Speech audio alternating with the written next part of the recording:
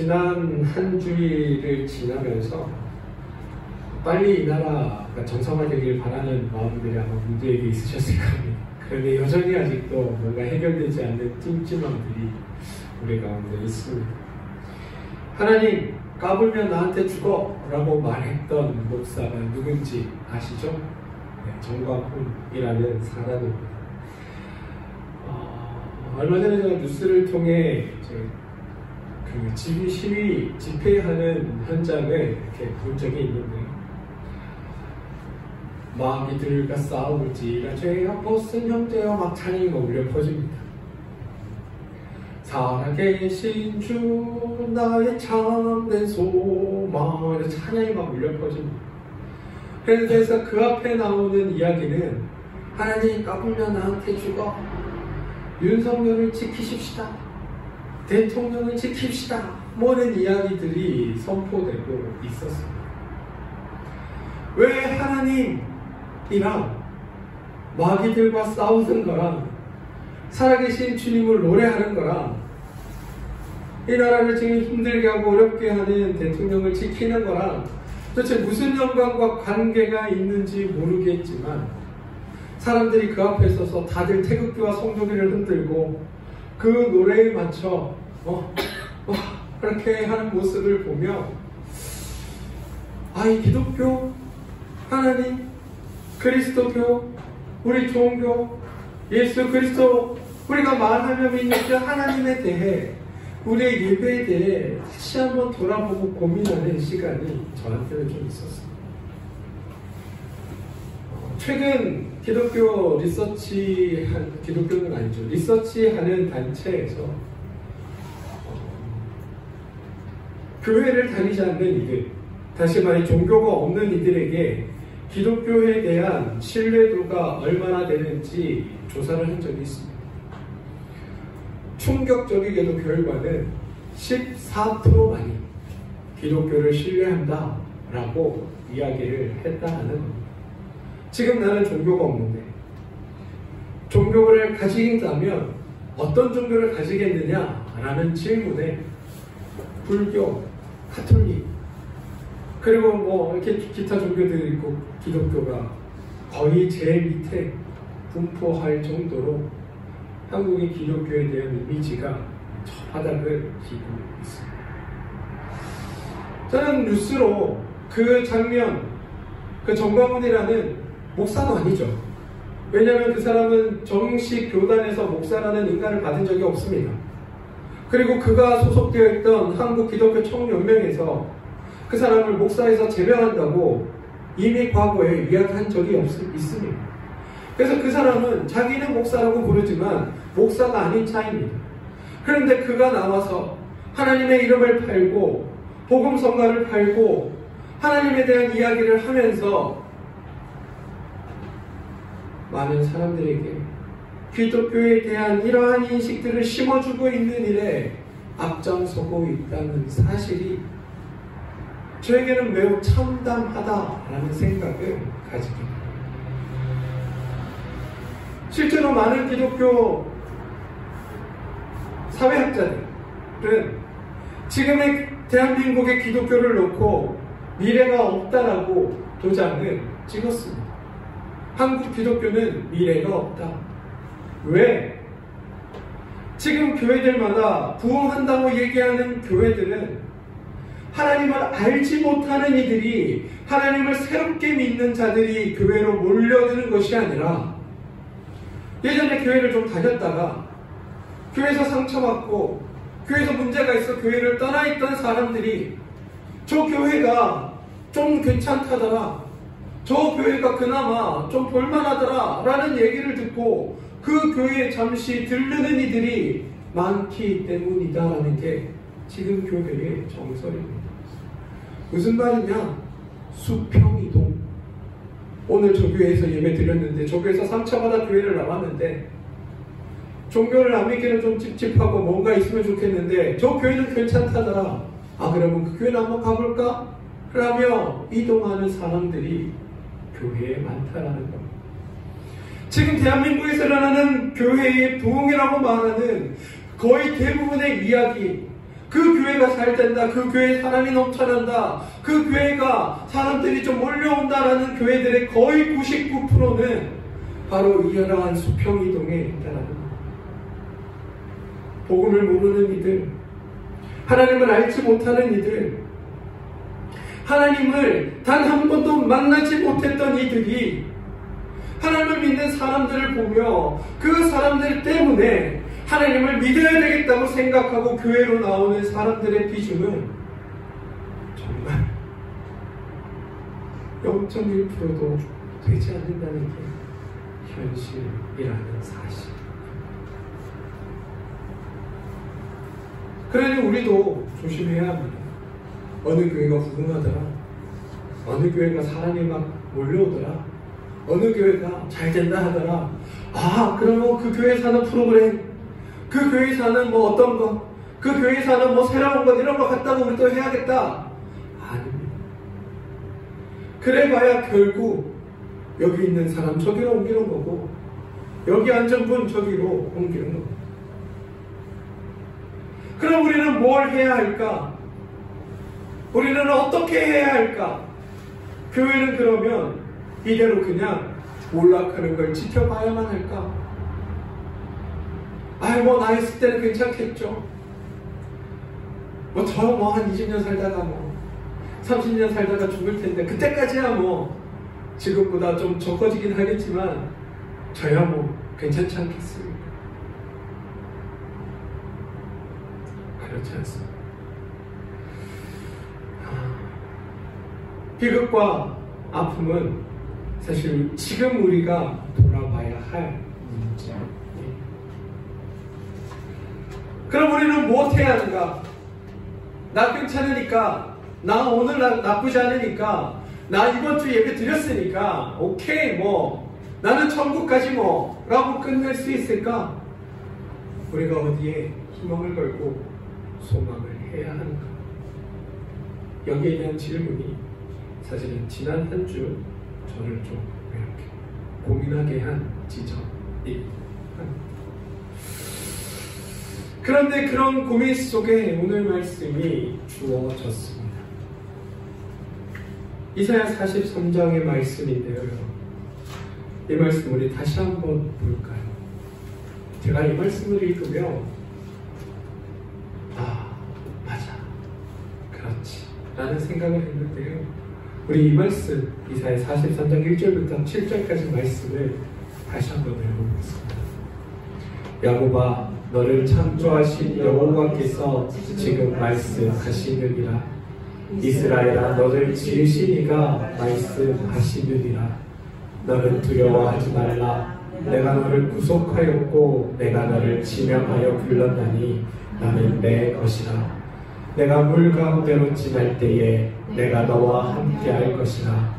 강을 건널 때에 물이 너를 침몰하지 못할 것이며 내가 불 가운데로 지날 때에 타지도 아니할 것이요 불꽃이 너를 사르지도 못하리니 대전하는 여호와 내 하나님이요 이스라엘의 거룩한 이요 내 구원자님이라. 내가 애굽을 너의 속량물로 구스와 스바를 너를 대신하여 주었노라.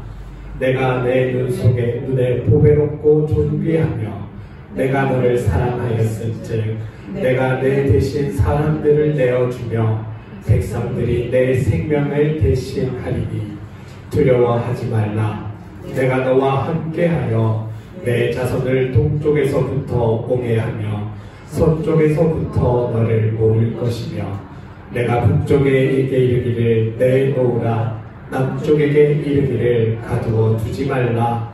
내 아들들을 먼 곳에서 이끌어 내 딸들을 땅 끝에서 오게 하며 내 이름으로 불려지는 모든 자 곧 내가 내 영광을 위하여 창조한 자를 오게 하라.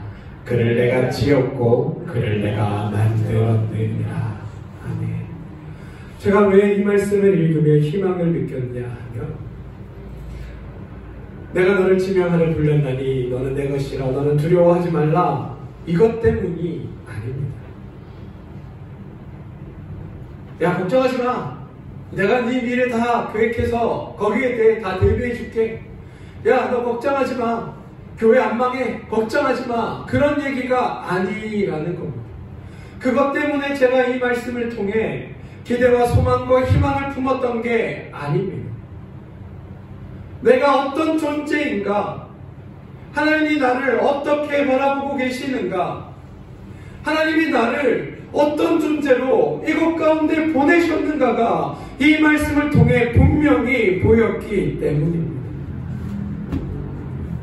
사람들이 손가락질하고 사람들이 교회에 대해 미움을 가질 때, 아니야, 그런 것들이 다 사람들이 잘못한 거지, 세상 사람들이 기독교를 몰라서 그러는 거지, 걱정하지 마, 두려워하지 마, 하나님께서 지켜주신다고 하셨으니 교회에 대해 걱정할 필요 없어, 우리는 그냥 지금처럼 하면 돼, 지금처럼 살면 돼, 지금처럼 하나님 믿으면 돼, 이런 얘기를 하는 것이 아니라, 하나님이 나를 창조하셔서 이 땅 가운데 보내실 때 이 땅에 있는 너를 향해 하나님께서 어떤 마음으로 이곳 가운데 보내셨는지가 이 말씀을 통해 분명히 보여지기 때문이라는 겁니다.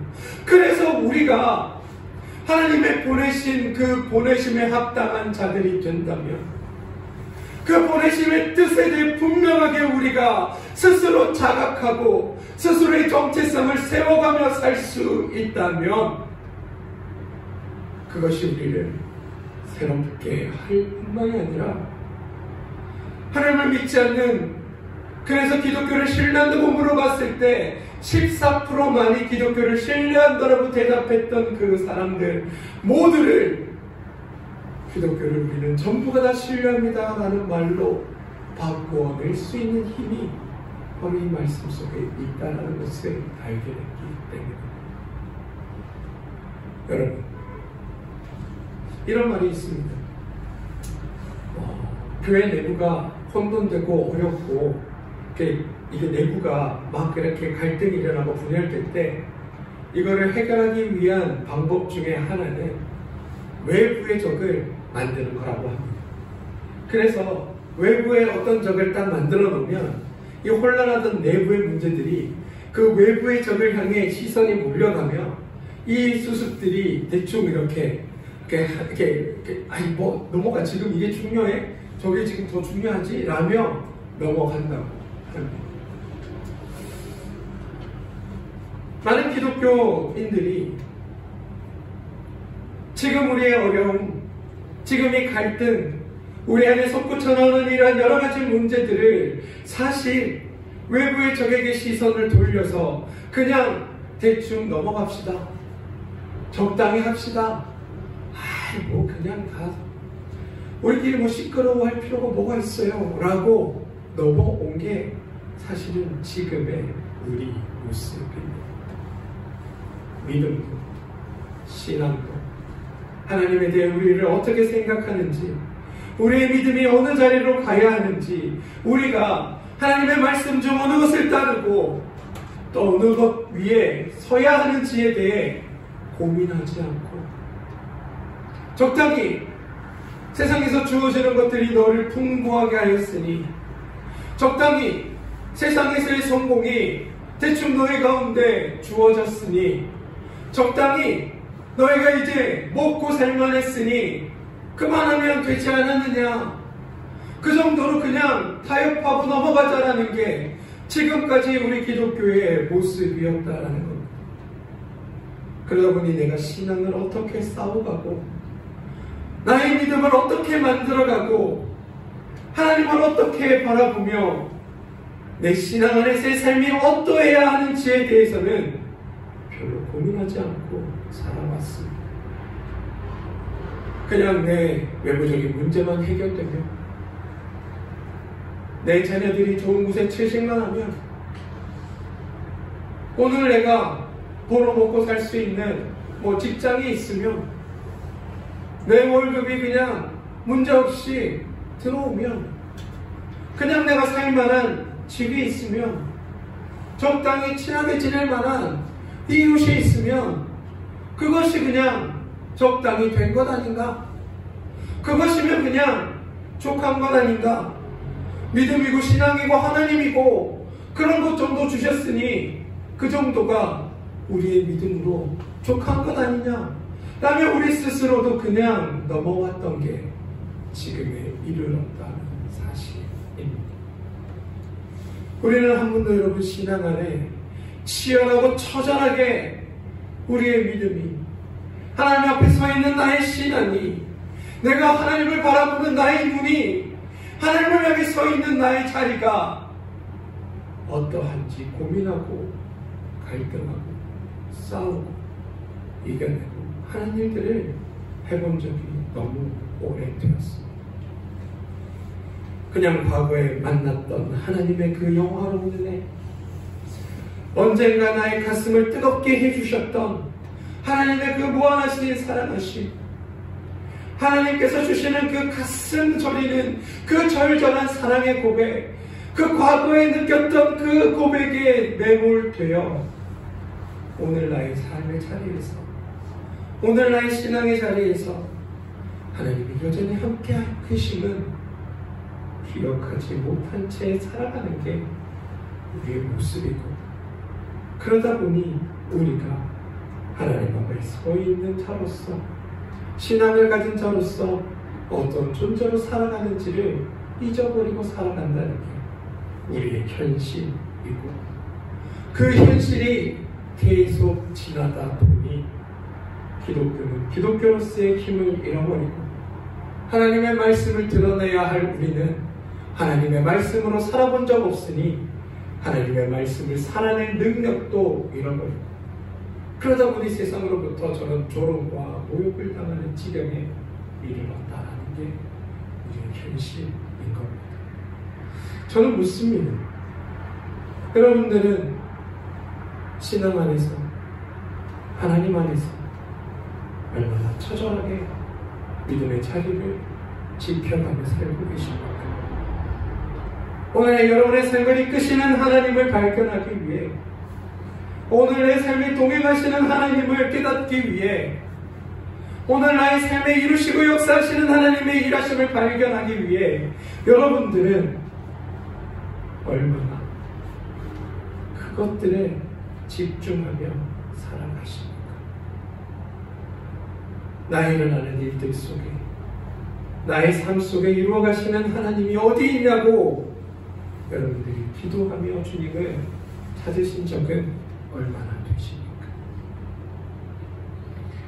우리 각자가 그렇게 신앙 안에 서지 않는 이상 우리 기독교는, 우리 교회는 진짜 미래학자 사회학자들이 전망하듯 미래 없음에 도장 찍을지 모릅니다. 근데 여러분, 우리에게 하나님이라는 희망이 있지 않습니까? 하나님께서 우리를 대하시는 모습, 우리를 향하는 하나님의 고백은 오늘 우리가 이사야 43장 1절로부터 7절에 읽은 말씀처럼 절절한 사랑의 고백으로 우리 가운데 들려지고 있습니다. 그게 우리를 향한 하나님의 마음이고 하나님의 시선입니다. 우리는 하나님으로부터 저런 존재라고 불리움 받았습니다. 하나님은 우리를 저런 존재로 삼으셨다고 말씀하고 계십니다. 우리의 근본적인 자리는 바로 저 자리입니다. 하나님께서 우리를 저렇게 부르시고 저런 존재로 만드시고 저렇게 이루어 가시겠다고 약속하셨습니다. 그게 우리의 자리이며 우리의 자극이고 우리의 정체성입니다. 그런데 그렇게 좋은 하나님을, 그렇게 좋은 하나님의 약속을 우리는 우리의 이익과 욕망에 사로잡혀 하나님의 저 약속은 다 잊어버리고 적당히 내 삶의 좋은 것들과 타협해가며 그것이 하나님의 것이라고 여기며 살아왔던 게 우리의 자리라는 겁니다. 저는 우리가 이 자리를 벗어나게 되길 소망합니다. 오늘 여러분, 세례 요한이 요단 강가에서 하나님의 세례를 사람들에게 베풉니다. 근데 그가 세례를 베풀면서 했던 이야기를 한번 떠올려 보십시오. 회개하라. 회개하라가 그의 이야기 아닙니까? 예수님 당시 이스라엘 백성들이 하나님을 몰랐습니까? 예수님 당시 이스라엘 백성들이 하나님의 말씀을 잊었습니까? 예수님 당시 이스라엘 백성들이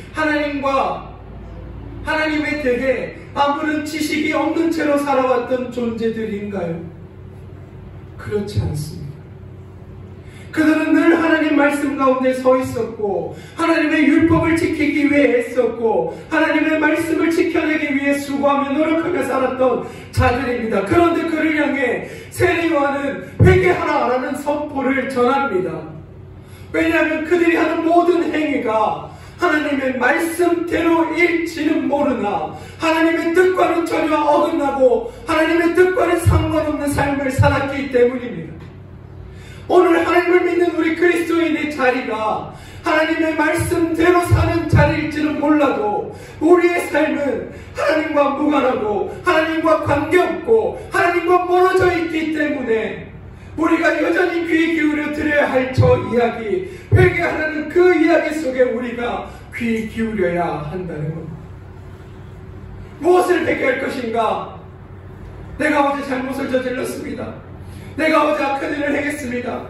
내가 어제 죄를 지었습니다. 아니요. 내 삶에 역사하시는 하나님, 내 삶을 아름답고 복되게 만드시겠다고 약속하셨던 하나님, 내가 어디 있든 나를 구원하시며 구출하시며 나를 지켜내시고 나를 하나님의 자녀 삼아 살도록 약속하셨다는 그 하나님, 그 하나님이 내 삶의 주인 되신다고 하시는데, 그 하나님이 내 삶을 이끄신다고 하시는데, 그 하나님이 너의 전부가 된다고 하시는데, 나는 내 욕심에, 내가 생각하기에 내게 이익되는 것들에, 내가 생각하기에 내가 옳다고 되는 것들에 내 마음과 생각을 쏟으며 하나님과는 무관하게 살고 있는 나, 하나님의 이름은 팔지만, 하나님의 말도 이야기하지만, 하나님의 말씀도 내가 이야기하지만, 정작 하나님의 뜻과는 무관하게 살면서 하나님이 내 삶에 무슨 관련이 있는지 아무런 생각조차 하지 않고 살아가는 나, 그런 나의 자리를 회개하라라는 게 성경의 고백이라는 것.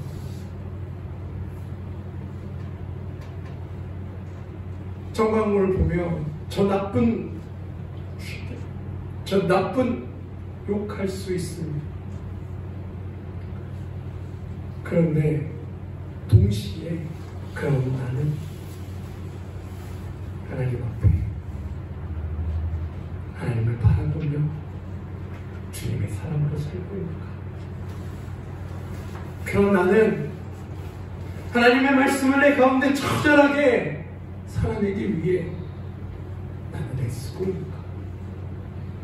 나에게 말씀하신 하나님의 그 말씀을, 이 이사야 43장 1절부터 7절의 말씀을 내가 붙들며 나는 그런 존재로 하나님의 말씀에 합당한 채로 살고 있는가를 돌아봐야 하는가. 그게 우리의 믿음의 자리여야 한다. 사랑하는 성도 여러분, 여러분들을 향한 하나님의 그 마음을 잊지 마십시오. 하나님의 그 선포를 잊지 마십시오. 하나님의 그 사랑하심을 잊지 마십시오. 여러분들을 향한 하나님의 그 굳건하신 사랑의 마음을 여러분 잊지 마십시오. 그리고 그 말씀을 붙드십시오. 그 말씀을 기대십시오. 그 말씀을 의지하십시오. 그 말씀이 나를 향해 있음을 깨달으십시오. 그리고 세상의 겁박과 두려움에서 승리하십시오. 안 될지 모른다는 그 두려운 생각에서 벗어나십시오. 하나님 말고 다른 것들에 의지되는 것들이 있다면 그것 다 내어버리시고 오직 주님만 붙드십시오. 이게 우리가 지금의 이 끔찍한 상황을 벗어날 수 있는 유일한 한 가지, 하나님은 선하십니다. 그 선하신 뜻이 오늘 말씀을 통해 고스란히 우리에게 전달됩니다. 그 선하신 하나님을 더욱더 의지하시고 붙드시길 바랍니다. 그래서 그 하나님이 여러분의 삶을 인도해 가시길, 그 하나님이 우리의 삶을 주관해 가시길, 그 하나님께 우리의 모든 것을 내어 맡기게 되는 여러분들 되어 주십시오. 그게 아니면 우리 중 누구도 정광훈과 같은 사람이 될 수 있고, 그게 아니면 우리 중 누구도 하나님 앞에 회개하라 라는 이야기를 들을 수밖에 없는 자들이 될 수밖에 없음을 기억하시고, 주님을 더욱더 신뢰함으로 말미암아, 주님을 더욱더 사랑함으로 말미암아 여러분의 삶이 하나님 안에서 이루어지는 것들을 깨닫고 경험하며 살아가는 여러분들 되시기 주님의 이름으로 축원드리겠습니다. 사랑하는 여러분, 우리를 향한 하나님의 그 사랑을 꼭 기억하시기 바랍니다. 기도하겠습니다. 주님,